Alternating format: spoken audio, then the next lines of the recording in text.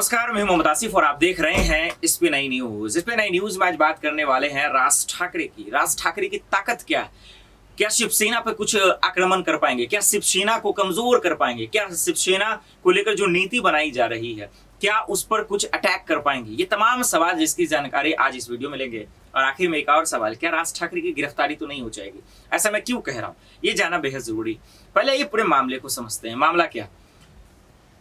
NCB यानी महाराष्ट्र में NCB ने क्या कुछ किया था हम सब जानते हैं। महाराष्ट्र में भी चुनाव होने वाले हैं और उसमें दबदबा बनाने के लिए राज ठाकरे पूरी दमखम लगा रहे हैं। शिवसेना को कैसे कमजोर किया जाए, उससे कैसे मुकाबला किया जाए, उसको लेकर उन्होंने हिंदुत्व का सहारा लिया।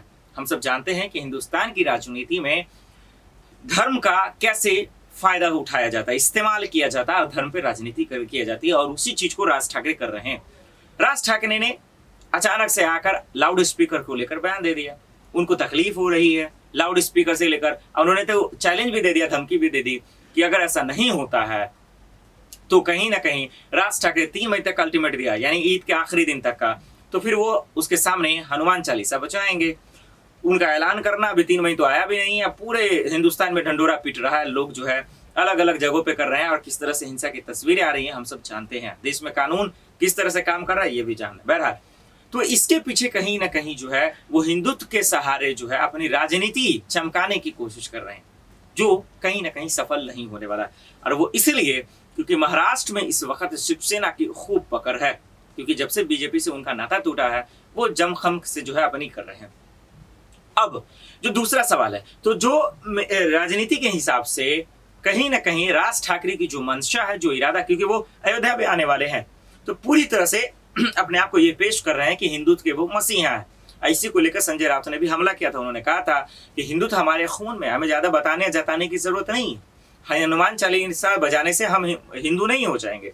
और उन्होंने बहुत सही कहा, क्योंकि किसी के मस्जिद के सामने जाकर, मुसलमानों के इलाके में जाकर जबरदस्ती शोभा यात्रा निकालना, उसमें कट्टे लेकर जाना, तलवार लेके जाना, इस बात को वाकई में साबित करता है कि किसी एक जाति को उस्काने की कोशिश की जा रही है, उन्हें जो है गुस्सा दिलाने की कोशिश की जा रही है। और यही इसकी वजह है कि आज वो तस्वीरें हिंसा में बदल रही हैं, जो हिंदुस्तान के नजरिए से सही नहीं है। और इसका कहीं ना कहीं पूरा जिम्मेदार आज जहां से शुरुआत हुआ था वही है, और वो है राज ठाकरे। और अगर प्रशासन हो सकती है कि उन्हें गिरफ्तार भी कर सकते हैं, क्योंकि लगातार वो धमकी पे धमकी दे रहे हैं और इस तरह के भड़काऊ बयान बहुत सारे साधु संत दे रहे हैं। लेकिन अफसोस की बात है कि उन पर अभी तक कार्रवाई नहीं हुई है।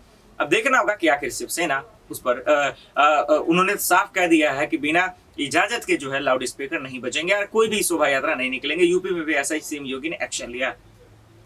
अब देखना ये होगा कि आखिर क्या वाकई में जो आज देश में आग लगी है, जो नफरत का जहर बोया गया, आखिर उसकी समाप्ति कब होती है? क्योंकि चाहे जाफराबाद हो, मध्य प्रदेश, यूपी, इन तमाम जगहों पे वाकई में स्थिति ठीक नहीं है, हिंदुस्तान के नजरिए से ठीक नहीं है। और ये सब सिर्फ और सिर्फ इस वजह से हो रहा है क्योंकि आज देश में महंगाई, बेरोजगारी, अर्थव्यवस्था, जीडीपी, इन जैसे मुद्दे पर बात ना हो सके, नेता अपनी राजनीति रोटियां सेक सके, और इसीलिए इतना तहलका मचा हुआ है। देखते हैं, और उम्मीद यही करना होगा कि प्रशासन इस पर सख्ती से कार्रवाई करे, ताकि बाकी जो नौजवान हैं, जो कट्टे लेकर बौरा रहे हैं, धर्म कानून को हाथ में लेने में कोई उनके अंदर डर नहीं है, तो देखना होगा कि आखिर ये ड्रामेबाजी कब तक होता है और इस पर कानून एक्शन कब लेती है। फिलहाल के लिए इतना ही, बाकी खबरों के लिए देखते हैं इस पे नई न्यूज। नमस्कार।